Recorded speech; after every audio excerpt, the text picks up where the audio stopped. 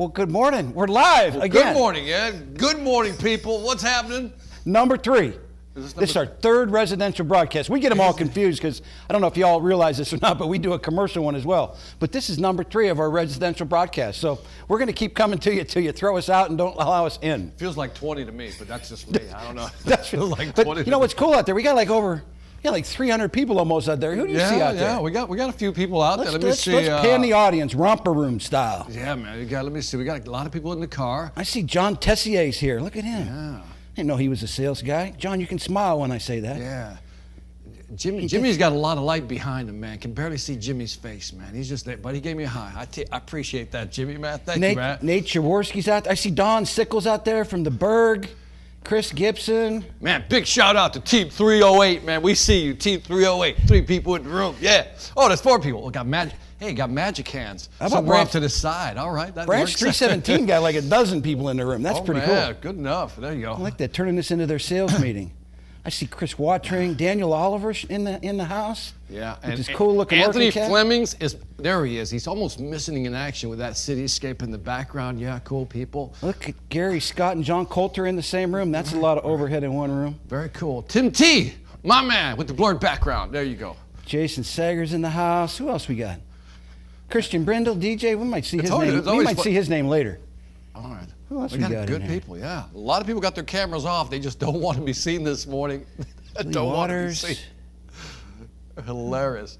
Yeah, get those cameras on if you don't have them on. Yeah, they don't want to get the cameras on. Look, we got a lot of. There's like more than 100 folks camera shy. They're popping on now. Yeah, we got some good. We're almost hitting that 300 number, man. Good morning, everybody. So yeah. See Taylor Peters out there being a little camera shy on us. He'll turn his on. There's Todd.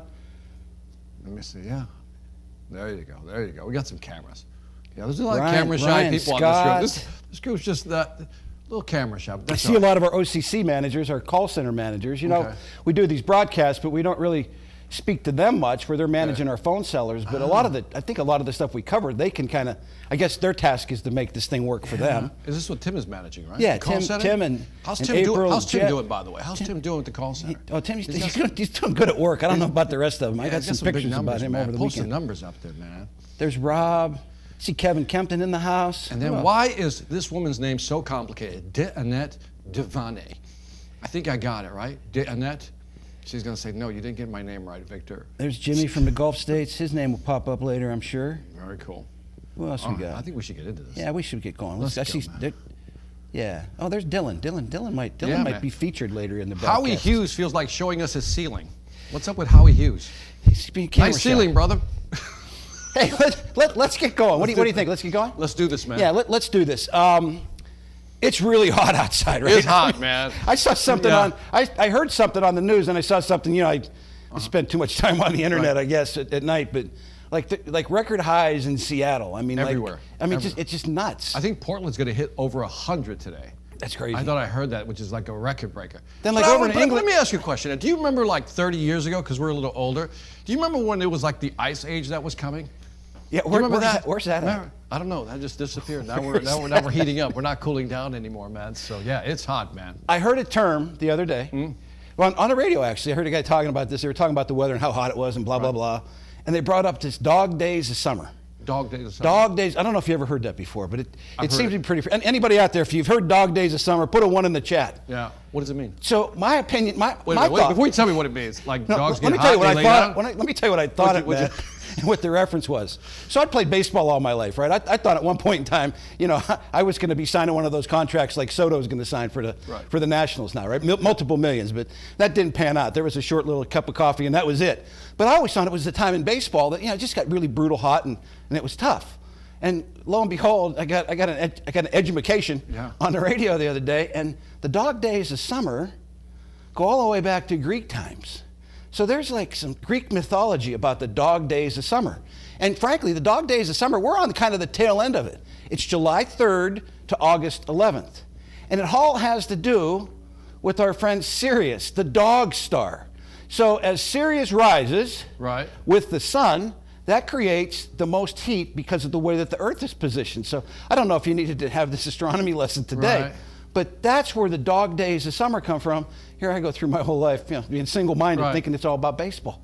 I never knew that. Sirius the dog star rises with the sun.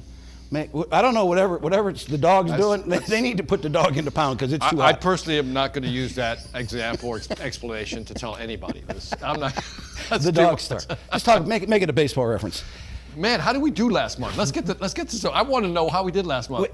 So we're at the tail end of July, right? So we're trying to get these broadcasts timed up. We try to get them in a place where we can give you all the numbers, so we can share the top producers. So we're at the tail end. I mean, we're almost out of July, right? But in June, we rocked it. Right. Termite sales are almost up 23% across the board for the company, which is just outstanding. We just did a broadcast with all of our region managers and our division presidents and our region sales managers last Friday with my boss, Freeman Elliott, to kind of share halftime results. Off the charts. Not only are we selling a whole bunch of business, we are, in fact, converting it to profit. So we clicked through our profit plan. I can share that now because the earnings call and the earnings have already been our earnings got released today. Okay. So we had to be kind of careful about how much of that stuff we spread around. But the earnings call is at 10 o'clock. But they've already released our earnings and our profits for the second quarter. So just outstanding. And what was one big number that stood out? One big number that just like popped that you didn't expect? The ancillary termite sales, the ancillary residential sales, the stuff that's not really termite related, even though we had nice increases in termite and bait termite sales, it's the stuff we're doing in addition to the attic insulation, some of the Orkin shield stuff we're doing, some of the exclusion stuff that we're doing. Interesting. Exploded. What did you see in terms of increase? What was the number? The ancillary sales for the year, company-wide, were up 47%. Whoa, okay. I mean, that's not small. No. And again, the other story here, is this story continues to beat. As you know, we've had really 3 phenomenal residential years in sales. Just back to back to back. I mean, high teens growth year after year after year for a very mature company is unique in most any industry. So these folks are killing it. What percentage of the ancillary does it represent of the whole number? Ancillary is about 30% of what we're doing total. Big number, that's a big percentage. Wow. I think our ancillary sales, that's maybe one of the DSMs or one of the RSMs can check the number I put out. I think it's almost $60 million. So they're doing their job, is what you're saying. They're doing their job. They're doing their job. And in fact, we have this $100,000 club that we share with, there's perfect miles out there if you sell 100, but you know me, I'm the guy that hits your wallet. What'd you get paid on? So April and May, we had 29. Remember, you kind of teased me that you only had 29 again? Yeah. We had 29 folks do that in May. Seems a little suspicious to me. In April and May. Well, you don't have to, no more suspicion. Okay. Because we bumped the number up. All right. We added 3 to the list. Okay, 32? So we had 32 people get paid on over $100,000 last month. Are we going to see the numbers? Aubrey, the slide, Victor saw this little slide presentation earlier. He loves it. So I think you get a kick. Aubrey worked his tail off on this. So Aubrey, cut to the slides. Roll the slide. There you go. Roll this video.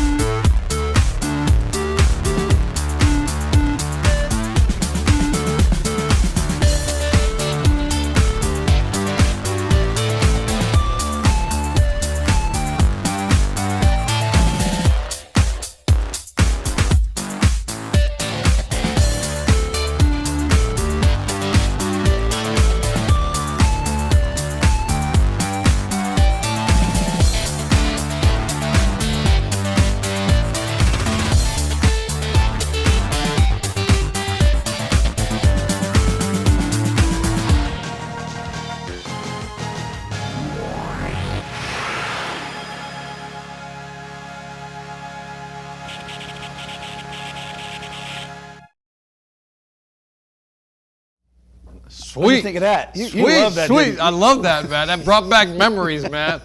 Anybody who's a comic book lover would love that one, man. Yeah. So what's up with Dylan Jenkins? He couldn't find like $700 more. Yeah, to what go was over it? 200 grand. Yeah. What's Dylan, up, man? Dylan, come on, man. You could have been $200,000, man. Hey, just a couple of notes. I scratched out some notes on this thing. It's those 32 folks represented $4,046,000 in paid sales. Right. So those 32 folks brought home commissions only of $566,000. Sweet. You know, we talk about that $100,000 mark, you know, generating you $15,000 no matter how you skin it, no matter how you get paid your commissions. But most of our folks dial in at 14. So 32 folks, at a minimum, made 15 grand last month. I want to know what Dylan Jenkins made. That's all I want to know. Dylan. Well, you can do Dylan's math pretty quick. Like, One of the cool just things, double 30,000. some of these guys that keep popping back up on this list. So I mean, like Dylan was on the list last time. So you know, these guys are knocking down like 50 grand. You know, in 2 months. Nice. You know, our leader last month was Joey, and you know he put up the 240 or some crazy amount. You know, in last month's broadcast, he came back and with Joey, he got paid on 147. So he literally made $53,000 in commissions alone in the last 2 months. Very sweet. Nice. Just outstanding. Nice. Congratulations, by the way. Congratulations to y'all. Amen. The cool thing about it too is that, you know, there's out of the 32 winners, there's 18 different regions that are represented. So again, it's one of those things we talk about on every broadcast. It's from coast to coast. It's from California to the East Coast, all the way across the Midwest, dripping down into Texas. You know, Kentucky, the Gulf states, Virginia, Maryland. You know, places that are just amazing. Are we seeing? I don't see any West Coast. Where's the West Coast? Well, we got Southern Cal in there. Southern Cal. Okay, Southern Cal. Don't take shots at. They'll be on the next broadcast. We can poke at him then. He likes to pick on the West Coast for some reason. No, just outstanding performance. You know, of note, we've got. So if you think about recruiting your brother or your sister here, because we've got 2 sets of brothers on the list. We got the Worth brothers out in California. See that now they're going to be mad, but they might not be on the broadcast. Right. We got the Worth brothers out there, and then we got the Corpez brothers in Maryland. You know, all 2 of those brothers. So I think they recruited each other into the company. Do you say that? Is it Corpez or I clarified that yesterday. So if I got it wrong, Hassan or Ray Bryan, blame Tim Brady, and we'll just leave it at that. So you know, kind of that. You know, if we're going throwback, you know that Sly and the family, it's the Sly Stone. You know. Where are you going? The family. He's having flashbacks. I can't control the flashbacks here, it's so crazy. I'm not responsible. It's good job though. No, just outstanding. And I'm just seeing if I got any other notes here. Oh, 16 of the 32 are first-time appearances. Oh, nice. You know, so that's big. I guess over the 3 months, I should have done the math. First time ever. First time on this list. Maybe not first time for 100,000 for them, but first time to make it in our 3. So I should have gone back and done the math in the 3 things that we did. How many people total? Nice. But I'm guessing it's probably pushing 60. It's probably pushing 60 people have got paid on the perfect mile. So just outstanding stuff. Good numbers, man. Great numbers, and the earnings numbers are great. The ancillary stuff is big, though. It's quite shocking. You know, it's kind of cool the way that it works. It's something that got launched like in spots around the country, and then it just expanded and just has engulfed itself throughout the country. And you know, this branch picks it up, and then they say, "Oh man, look what they're doing over there. We should start doing the same thing." So it's really growing. So that means these guys. I'm acting like you guys aren't there, but that means these guys are really doing a lot of upselling on the side, right? Because this requires a lot of upselling. Oh yeah, and probably if you're talking about upselling, you know, the book you're mastering the upsell. I would guess, I don't know, 60, 70% of what these folks sell are sold to a customer already. They're sold to a customer that was sold by the folks at the call center, pest control. Right. You know, they sell that over the phone. Right. So they go out and do a home inspection or a re-inspection where we go back every year and check the termite work. So a lot of it is the self-generated sales are coming from our current customer base. That exact thing you talk about upsell. Perfect. Well done. We have worked our way to mastering the upsell. There you go. And the book just helps even do that. That kind of proves it, right? Because in the book I talk about how, you know, if you focus on existing clients, you can grow your revenues by up to 30%. So yeah. This group does a phenomenal job of that. That's killer, man. Phenomenal job of that. Want to get started? Let's do it, man. Let's do it. So the last time we were together, we got into that analogy of skipping stones. Our job here today is just we just really want to skip the stuff across, put some content out there, and look for you to take a deeper dive into digging deep into it and to really mastering it and learning it and practicing it. So the last time we were together, the first thing we talked about was closing that credibility gap with the customer, where we talked about the asymmetry and symmetry differences and making sure you're not talking down to them. You know, you're not talking down to them, not making sure you're keeping them on the same level that you are in your conversation. So we talked about that. And the other thing we did, we got into the bundles. We talked about the triple cheeseburgers and bundling. And then the last thing we talked about in the last broadcast residentially was frame and price and how to work that. So really good feedback on that, you know, and I just wonder again, you know, are you practicing it, right? Are you practicing it? Did you take what we shared last month and dive a little deeper into it to make yourself a little bit better? Yeah. By the way, I want to give a big shout out to those, you know who you are, is that we had a lot of folks show up for my master class on how to deal with indecision and indecisive buyers. So there was a lot of Orkin people on there, so well done, guys. Awesome. Yeah, and I was there. I thought it was fantastic, just fantastic. By the way, can I tee up the next one? The next master class, by the way, I think you'll love it. The next master class is going to be about lie spotting. How do you spot when somebody's not telling you the truth? And I think this is going to be interesting because when you're talking to clients, it's like, you know, you're going to look for signals of why they're holding back or not buying in. So I'm titling this master class, Are They Buying In or Checking Out? And we're going to get into some really subtle things of what people do, but more importantly, what people say that will probably indicate to you, kind of set off the alarms, the signals, so to speak, that maybe they're not being forthright. And once you're armed with this information, being able to kind of detect it, you'll be able to kind of adjust your conversation accordingly. So it's going to be a good master class. That's on August 19th. Let me just check that. You're not going to call it how to spot a liar, right? Yeah. This isn't going to become like some I'm not going to call you. I'm not calling it how to spot a liar. No. I can't do that. How to spot omissions. Okay, that would be kind. Omissions. It's just much more politically correct. That would be kind. I thought today we should skip a couple more stones and you guys know me pretty well. I mean, I dive deep into the academy, and one of the ones that we haven't shared yet is Inside the Customer Brain, which is one of the big seven, right? I mean, that's one of the Mac Daddies of one of the, I guess, the pillars or the cornerstones of the SVA. And I wanted to talk about that a little bit and share. We're going to share a couple sections of it with you, but give them an overview of what that is. So that we talk about how to sell to people, but we never really think about how I love, you know, how people buy, right? Yep, how people buy. I just can't let this pass because I'm chuckling. What did I do? Did Ed just say the word Mac Daddy? He actually said Mac Daddy. All right, that's a nice crisscross reference, man. Jump. All right, so let's talk about Inside the Customer Brain. This is one of those foundational courses within the Sales Velocity Academy that everybody should really watch because I talk about how do people think? Like, how does the brain work? Like, what activates it? And I use a model that was developed by the Nobel Prize winner in economics, Daniel Kahneman, who talks about the brain. He breaks it up into two systems, really. There's system one, which is the emotional/fear part. And then there's part two of the brain, which is the logical prefrontal cortex, right? What does that mean to you in terms of customers? What he found out is that our job is to reduce the anxiety that the customer feels when we're talking to them about making a decision. That's system one, reduce the fear, right? System two is logical, but what it does like is simple information, very visual, very impactful information. So if we can reduce certainty, simplify the message so the customer receives it more easily, then the brain is more accepting of what's being told to them. Yeah, I mean, I'm mesmerized by the science of the brain, you know, when it comes to sales. And you know, I think some of you are even around when I went on that reptilian brain whole piece where I did hour presentations just on the reptilian brain and how that works and how you trigger all those kind of things, and you know, they'll fight later. Yeah, the amygdala is a very fascinating thing, and like I said, customers, when they feel this nervousness, and it could be like something you said, right, that triggers that. But I love the fact that you can probably use different strategies within the presentation, the walkthroughs through the homes, to really kind of, you know, address those issues. And I know you have some examples, so let's go through those. Yeah, I do, and I think so. What we're going to focus on are just inside that course. There are, I think, 14 videos. You know, the 3 to 4 minute videos that if you're inside there, you're used to.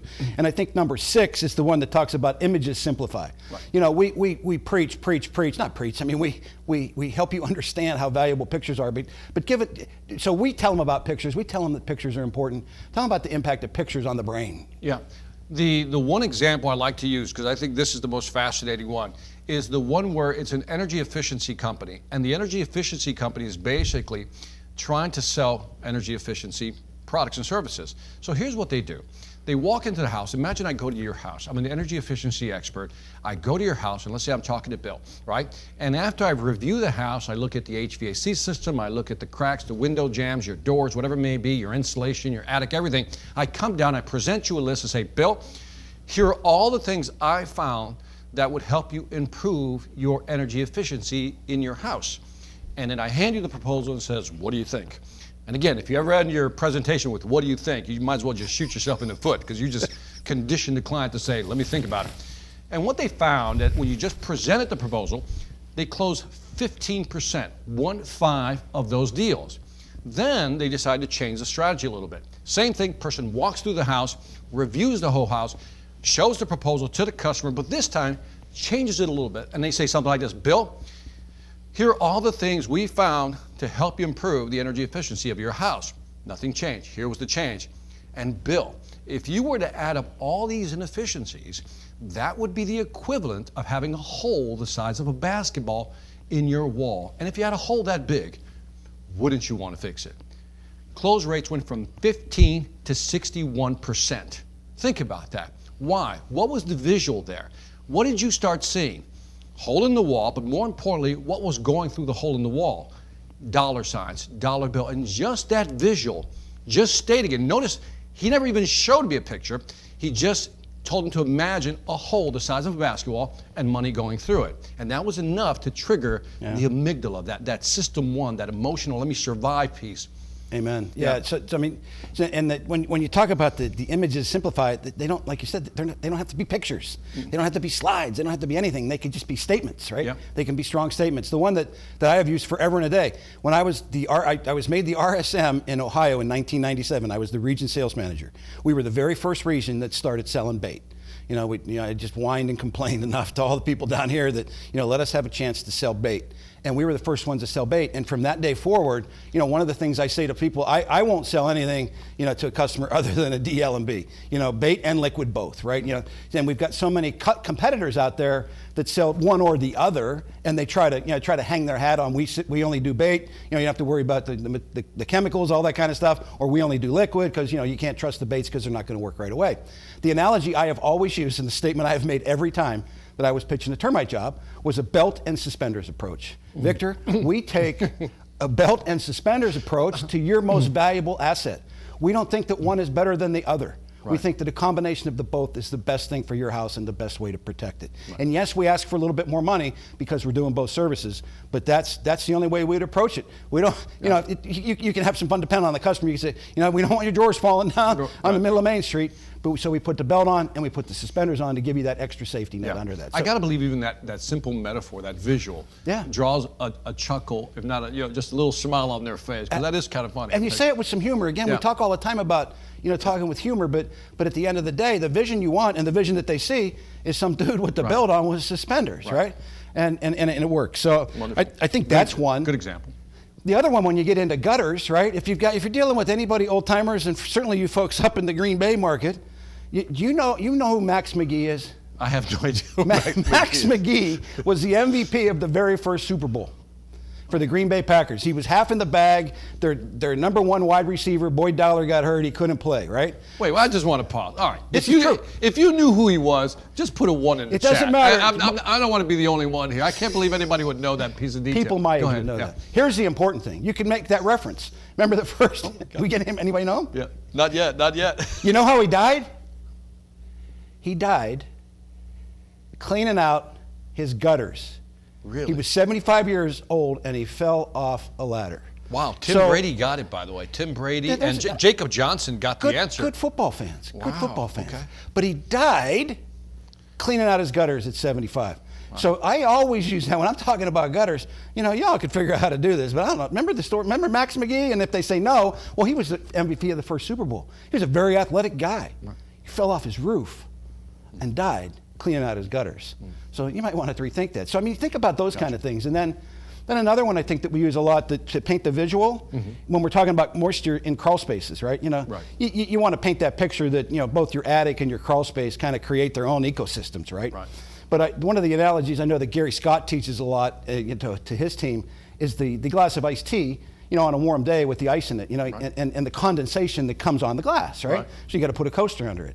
So he uses that analogy, that glass of iced tea, kind of, I guess, the condensation coming off of it, as a way to speak about the moisture conditions in the crawl space. So he compares the glass to the insulation that's up underneath their crawl space, and he compares the ice to the air conditioning that's flowing, the cool air that's going through there in a hot day, creating that condensation. That condensation adheres to the insulation just like it adheres to the glass and drips down. Well, that condensation that sticks up to the insulation goes right into the wood, and away we go, and away we go.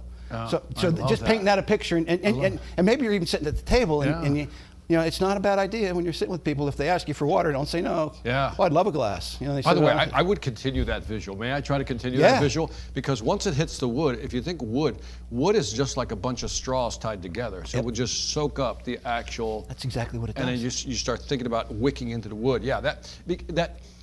It's funny how sometimes I think a non-visual is more powerful than an actual visual. Yeah. So, I mean, it just took Victor down that path, right? What's it going to take your customers down?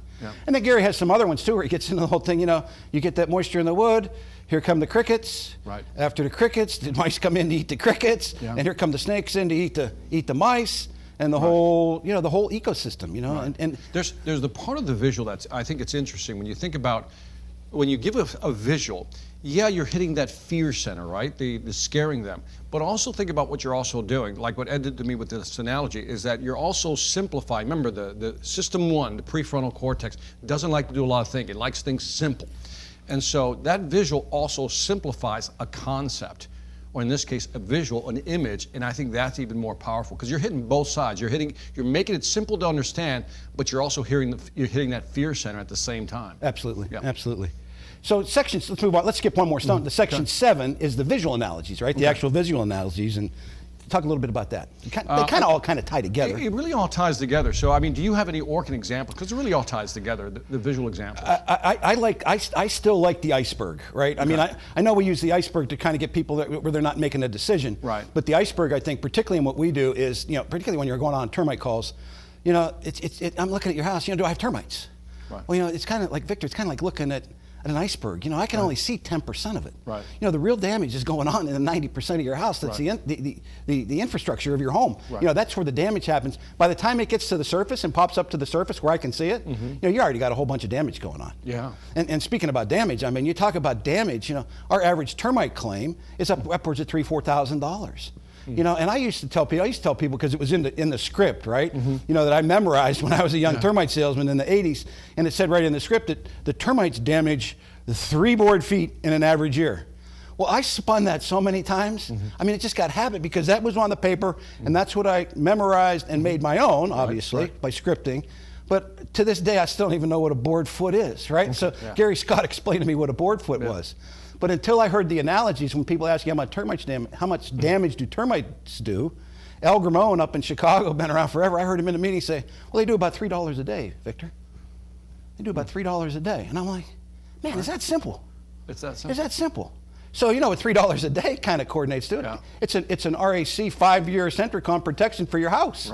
Right? So it's that simple. So I think sometimes that's great. I've never heard anybody put a number on the damage. Yeah. That's actually very good. Yeah. That's actually very good. $3 a day of damage. And then the other thing you talk about when you talk about potential damage and you're trying to sell folks preventative work, what's going on in the building industry, right? I mean, nothing's getting cheaper anymore. Yeah. Kind of leverage this inflation that's going on in the world to help you get the business closed now. Yeah. Because we know one thing, Mr. and Mrs. Customer, sitting here today. Yeah. This isn't going to get better by itself. And I can darn guarantee you, this isn't getting cheaper. Yeah. So there's no time like the present to move. What, if I could wave a magic wand, it'd be great to grab everybody out there, right? And say, give me your best visual analogy that you use in your pitch or your sales presentation. Can you imagine the compendium we would develop? We are going to do that at the end. Oh, are we? We're going to be all over. And if you want to throw one in the chat right now, that's super cool. That's it. I know that Jason Cyrus sent something back about using the basketball. He helped him close the deal. So. Okay. So that's one. That crawl space and the attic being their own ecosystems. I think that's another visual analogy. Okay. The other one is the Meet app. You know, I think we don't do enough showing the people coming to the house. Yep. You know, if I'm a customer, I want to know, I love you. You're doing a great job, Ed. I love what you're saying. You got your stuff together, but who's coming to my house? That's really what I want to know, to spend a day at my house to fix all this stuff. Use the picture. Show them the pictures of your guys. Yeah. Show them the picture of your boss that's going to come do the quality audit. I think those simple visuals, using those kind of tools, they're at your fingertips. Use them. What else? Contrast machine. Yep. The next little short video, it talks about contrast machine, and that's number 8 in that series, by the way. So inside the customer brain, I talk about, the brain really does 2 things. One is that, we already talked about the first one, it's a risk mitigating machine. It tries to reduce risk, right? That's why using visuals to push people over the line, so to speak, is very helpful, because you're basically saying, okay, if you want to reduce your $3 a day and not have that impact, here's what you should do. But it's also a contrast machine, and I think this is where, you know, Ed's analogy of the suspender belt really plays. The brain automatically wants to look for contrast. You see it every day in life. For example, I used to weigh this much, but then I tried this diet and I weighed this much. My house looked like that until I put this in, and now it looks like that. We're a before and after brain people. In other words, that's how we view things. So the more contrast you can show before and after, the more effective your presentation will be. How would you organize that? Yeah, so I think it really comes down to pictures, right? The pictures that we take, right? We go out, we tell you to take pictures at the house you're at. We tell you to go back and take pictures at the house that we fixed. Right? Are you combining those? Are they your pictures? Are you showing befores and afters? Right? So here's what it looks like now, Mr. Victor. Here's what it's going to look like later. This is Mrs. Jones, you know, across town. This is what she was in, kind of the same predicament you were in. I think those are important. And I think, you know, you talk about the magnitude of creating contrast, right? So that might not be enough. You might not have created enough contrast there. So you may want to have on hand and have available some pictures if they don't do it, right? So you're here today. Here's what it looks like if it's left unattended for a couple of years. Right. And I think you share those pictures. And I think those pictures share the contrast. But I think the important thing is that they're your pictures, right? I mean, we can pass some pictures around. If you're new, there's plenty of folks in your office that have good before and afters. But I think that if you can tell the story with the pictures, it has way more impact and just working your way through that. But again, trying to create that, you know, that raising that contrast, that magnitude. I saw one strategy I thought that was really interesting was they showed it, and you've done this, I'm sure you guys have done this, it's a progression picture. Instead of just showing the before and after, you show a progression visual. All right, here's 1 year, here's 2 years, here's 3 years, 4 years, and that seemed to have almost equal amount of impact on the brain. So again, the course is called Inside the Buyer's Brain. I'm telling you, it's a great course. Must foundational course. Yeah, and again, just one last one on there. There are thousands of these out there that you're using. We really want to gather them. We really want to gather them. So if you pop them in the chat, but I think when we talk about that, it's even progression pictures when you talk about an attic remediation or or a dry zone, showing your pictures, of the stages. So we come in and we're going to take all the insulation out. Show them a picture of that. Yeah. We come in, we're going to do all the exclusion. Show them a picture of that. We're going to come in, we're going to do the sanitizing. Show them a picture of that. Let them see that process rather than you trying to explain it. Yeah. With 4 or 5 slides, you can walk through both of those scenarios. It doesn't have to be complicated. I think I'll get the name wrong. Anthony Ciampi. Did I get that? Close enough. Close enough. So just call him Anthony. Call him Anthony. Anthony. Anthony said treads on the tire. Better the treads, the better efficiently the car will maneuver. More insulation, better the value for the home. I love that.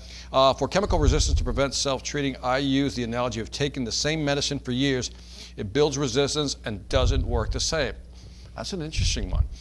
That's an interesting one from Karen Richardson. Karen with a C. iPad, don't know who you are. How does that work though if they use the same Thermador SC for rebarrier? Okay, you want to get into training, so we won't do that one. I'll take that one. Yeah, so we don't have any proprietary chemicals. Right. Like everybody uses the same stuff. Everybody uses Thermador. Everybody can put those green things in the ground. Everybody can use the same. I see notes on the GroupMe sometimes like Terminex is selling tap insulation. Well, yeah, they are, because these chemical companies and these suppliers are out there, selling it to anybody. So I think you got to create the separation other than that, right? So, if I'm talking to somebody that's using Thermador only, then I'm pitching DL&B on every job. I don't know how you all are wired down there, but unless it's a preventative Centricon only, I'm going DL&B. I'm doing both. Yeah, they're using Thermador, we're using Thermador, but again, you go back to your technicians. talk about their training and how they separate. So if you get stuck in comparing chemicals and products, you're going to get commoditized in this industry. Very just quickly. like that. Because everybody can, we're going to use the same stuff Orkin's using. Yeah, but your guys aren't going to be these cats, and they're not going to do it this way, and Make the So difference. hopefully that helps. Yeah. Last analogy here. C. Brindle says, when it comes to moisture, in the crawl space, your insulation is working like a sponge. I love that. That's Nice. That's a sweet one. That's a sweet one. Nice. Yeah, well, he's a perennial list. He was on the list. Of he's course, on the list? Of All right, course, there yeah. you go. So he's used that maybe once or twice. Probably. DJ. Hey, if it's a good go-to, it's a good go-to. Amen. Anything else? I think that was it. So I guess my message would be, I kind of teased you last night in the email that we were going to jump into this. You can watch all these videos in this course in under an hour. Easy. And just kind of click your way through. I picked out 3 of my favorites. So the investment in those 3, the visual analogies, the contrast machine, and the, what was the other one? I mean, contrast mitigating machine, contrast, visual analogies. It's Images inside the simplify. Yeah. Yeah. So 6, 7, and 8. You can do that in under 15 minutes. Easy. Under 15 minutes. So if you're clicking around and you got some time between stops and the customer's not there yet, just click the thing and listen to it and watch it. So that's all I got. We got to do a little bit of housekeeping. Okay. I want you all to sell some mosquito services. One of the issues we're having is that it seems like the call center's selling most of the mosquito. And I just scratch my head all the time when I think about y'all out there, in 4, 6, 7, 8 houses a day, not selling enough mosquito to my mind. So add mosquito to your bundle. These dang things are everywhere right now. It's like 90 degrees everywhere. They may die of heat exhaustion pretty soon if we don't get to them before that. These dog days of summer, they're seriously, they're going to hope, I don't know if they're going to go away August 11th, but man, again, I'll just remind you again, take care of your technicians. This recording, as you know, I pushed this out after a couple days after Aubrey does some editing with it. We picked the best of the 2. We're going to do another one at 11 o'clock. We picked the best of the 2, and then we send that out. When I send that recording out, what I'm going to ask you to do is pick a couple of analogies. We're going to put some prizes up for the divisions. I want you to send your best analogy to your region sales manager, and then we'll have the division sales managers pick the best 5 from each division, and so then we'll be able to share 25 of them across the footprint in an email when I get it out to you. So RSM's work for that. Again, some of them have already been put in the chat. If you do that, we'll give 3 prizes for each division: $100 for the best one, $75 for the next one, and $50 for third place. In your analogy or your visual, whatever you do to kind of separate yourself, that's a little bit out of the norm. I